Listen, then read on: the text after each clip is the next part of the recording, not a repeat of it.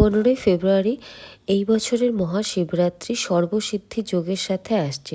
সর্বসিদ্ধি যোগ মানে maximum benefits, সব থেকে বেশি সিদ্ধি পাওয়ার জন্য, সব রকমের ব্লকেজ সরানোর জন্য তিনটে এমন জিনিস বলছি যেটা শিবলিঙ্গে পুরো মন থেকে অর্পণ করলে সমস্ত বেনিফিটস পেতে সাহায্য করবে।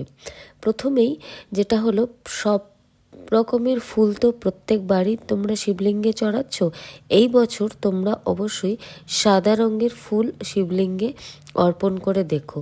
সেটা সাদা রঙের ফুল অথবা আকন্দ ফুল, এবং মিষ্টি তোমরা সব রকমেরই প্রত্যেকবার দিয়ে থাকো। এই বছর তোমরা সাদা অথবা হলুদ রঙের কোনো মিষ্টি শিবজিকে অর্পণ করো।